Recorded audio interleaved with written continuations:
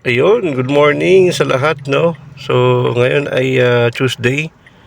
So, dito pa lang sa atin, sa amin, may nakakuha na akong book ng Lalamove delivery, 13 to Santa Cruz.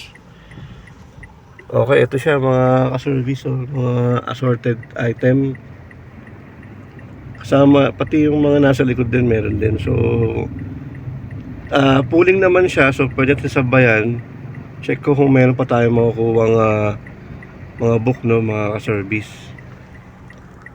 So 833 siya, no. Ang oras ngayon ay 7:57 ng umaga. Check natin kung may papasok pa na book para dalawa sabay tayo. Sasabay natin para double booking tayo ngayong araw na ito. Habang ang target naman natin mapuntahan ng LTFRB para i-follow up ang PA natin, no. Hindi pwede na. So update ko kayo mamaya kung nakuha ko na yung So, yun pala ang problema, no? Yung PA ko kasi is na-expired na, no? So, kasi hindi ako nagpalakad sa iba, no? Ako lang talaga yung naglalakad ng PA ko. So, kailangan mamaya mapuntahan ko yung PA ko sa LTFRB, i-follow up ko para maging active ulit tayo sa ibang app tulad ng InDrive, no? So, yun. Maigpit ang InDrive pagka na-expired yung PA mo at nawala sa portal ng LTFRB, tinatanggal ka pala nila. Ganun pala yun. Hindi pala sa tatlong absent o sa tatlong hindi biyahe, no? Doon pala yun sa PA. Pero kasi nag-renew na ako, no? Nag-renew na ako sa LTFRB. Kaso ang tagal nilang mag-email. 3 buwan na bago ang nakuha lang namin copy na-receiving copy ng motion of extension. So hanggang ngayon wala pa silang ini-email sa amin, kaya pupuntahan ko, papollow up ko mamaya habang tayo ay maglalalamu. Okay? Mamaya ulit mga ka-service, update ko kayo. Ayun, yung mga ka-service, no. Akala ko Santa Cruz, Manila yung nakuha kong book. Laguna pala to, Santa Cruz, Laguna, pambira. Ibali, kuha lang tayo ng kasabay, no, habang gumagapang tayo papunta ng Binyan siguro. So ang daming mga nagbo-book ngayon sa Gentry ng car. Sayang, hindi kasi pwede magsabay ang Lala car sa delivery. So ito ang panglimang book na to. Sayang, hindi ko nahuli yung mga car, Lala car na unang delivery sa akin, kaya kinuha ko yun. So kuha lang tayo ng kasabay ng Palaguna. So malamang hapon pa ako makakapunta ng LTFRB kung sakaling meron tayong makuwang mga papuntang Manila galing Laguna, no. Akala ko Santa Cruz, Manila, pambira. Santa Cruz, Laguna pala. So gagapang na tayo pa Binyan para kung halimbawa may pa Santa Cruz, makakuha tayo ng book paakyat. Kasi sayang yung oras, no. Para ma-deliver natin to at makabalik na ng Manila kung merong mga pa-Laguna o pa-Manila galing Laguna, no. O sige mga kasunod, so may lang ulit tayo dumaan sa may Greenfield, Santa Rosa, no, Eton City. So ang labas nito ay Kabuyaw na. Pero pagdating sa Dasma, nagkalax ako. So 45 yung toll fee. Dasmariñas to Santa Rosa, Novali. Tapos ito, punta naman to ng Novali to Calamba. Bali, Kabuyaw to Calamba. So yun, para mas mababa yung toll fee. So diretso na natin para matapos na tong walang kasabay na Palaguna, no, o Santa Cruz, kasi malimit yun imposibleng meron lagi nun.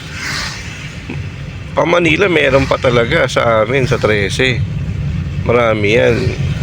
So napeki ako, kala ko talaga Santa Cruz, Manila. Naging pala, Santa Cruz, Laguna pala. Ay nako, Sa lalamove kasi, unahan kasi eh. So, ni-slide ko agad para makuha ko. Eh, yun. Na-slide tuloy ako sa Laguna.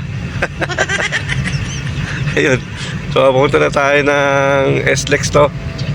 Yan, SLEX. So, yun, papunta ng bahay ng Kabuyo. Yun, papunta doon. Ito pa, exit ng SLEX. Okay, tara. Diretso na tayo. Okay. Na anoan tayo ng kotse. Ang bilis kasi nun. Dapat mabagal lang. So, dito tayo sa bypass road, no? From Torbina to eh. Torbina to Los Baños yung bypass road na to. So, kailangan maingat lang tayo dito. Lalo na kayo malakas ang ulan kasi madulas yung pababa nito. So, pababa tayo doon. Ayun, Los Baños, Baya, Bukal. Ayala Greenfield ulit to, no? So, kaliwa tayo. Ayan. So, papunta ng Santa Cruz. Pwede kayo dumaan dito, mga ka-service, no? Pag galing kayo ng Torbina, mga ilang, mga siguro 2 kilometers lang or wala pa ata. So, kaliwa kayo, Ayala Greenfield. Tapos, kung going kayo ng Los Baños to, to Santa Cruz, bypass road to para hindi na kayo dumaan sa may Calamba, sa SM Calamba, no? Kasi medyo traffic dun eh. So, pero kung gusto nyo dumaan sa SM Calamba, wala namang problema. So dito lang ay bypass road lang para kung nagmamadali kayo, so dito kayo dumaan. So dahan-dahan nga lang tayo dito, no? So kasi madulas to eh. So, pababa na to eh. Okay, mga ka-service. So, update ko kayo mamaya pagka nasa Santa Cruz na ako. Grabe, lakas ng ulan. Ay, nako.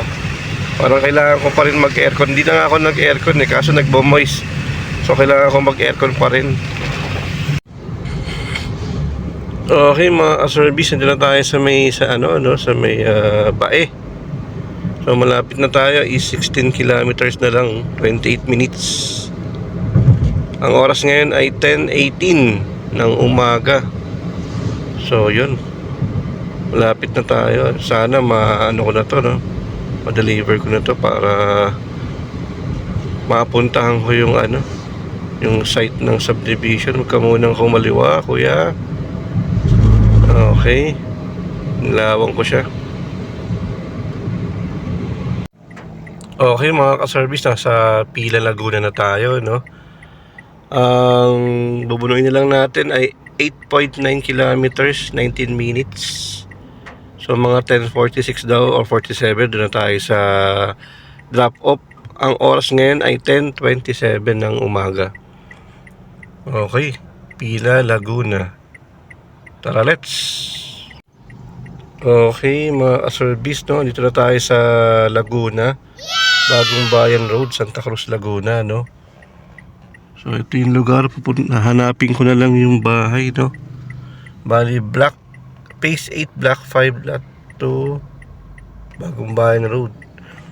Phase 8, Block 5, Lot 2. So, tinatawagan ko yung buyer pero hindi sumasagot. So, punta ko na lang yung bahay. Okay guys, mga ka-service, kakain muna tayo, no? May baon na naman tayo para tipid tayo sa Perfect. sa gastos. So nagpark ako dito sa may highway, pero ang likod ko naman may jeep. So para safe tayo, no? So, dito ako sa may Pila, Laguna. Habang naghihintay ng book papunta ng Manila. Kain muna tayo ng luto ng ating love. Woo! Yan, pork chop, tsaka chicken, kanin, may kalamansi pa, toyo. Okay. Okay, mga service, kaya tayo.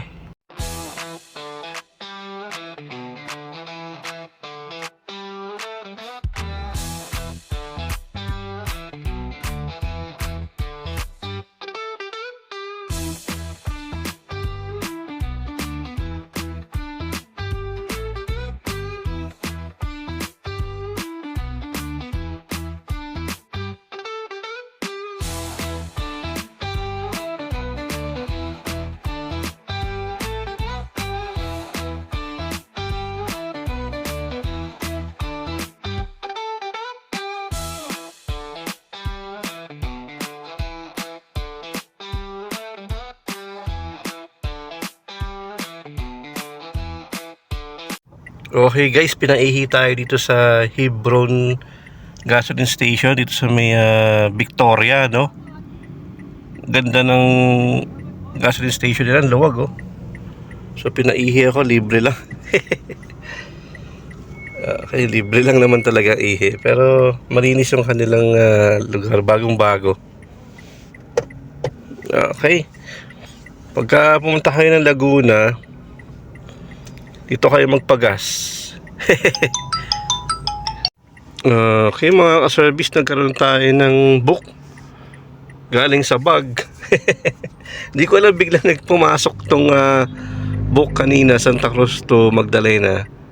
255.78 ang net niya. Tapos ang naging ito ako sa may ano ngayon highway. Tapos ang naging ano niya, ang naging pasahero ko dito sa Santa Cruz si Engineer Peralta.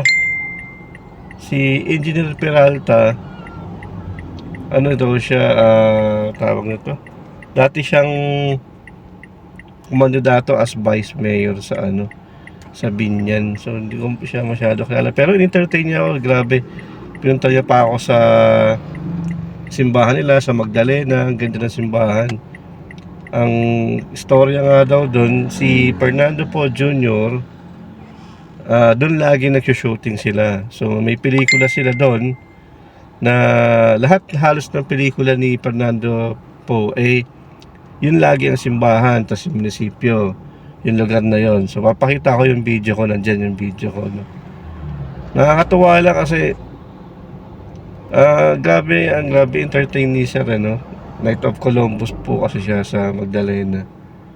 Ayun, shout out sa iyo sir, marami pong salamat. At binigyan niyo pa ako ng pagkakataon na makaikot sa inyong lugar, especially sa simbahan niyo, no? Ayun, marami pong salamat sir.